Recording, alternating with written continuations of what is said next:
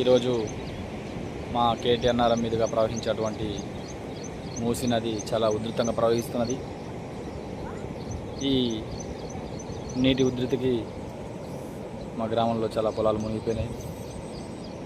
ఇదిగో సరిగ్గా ఇక్కడే ఆ యాప చెట్టు, ఆ కరెంటు స్తంభం, ఆ చెట్టు దగ్గర కనపడేది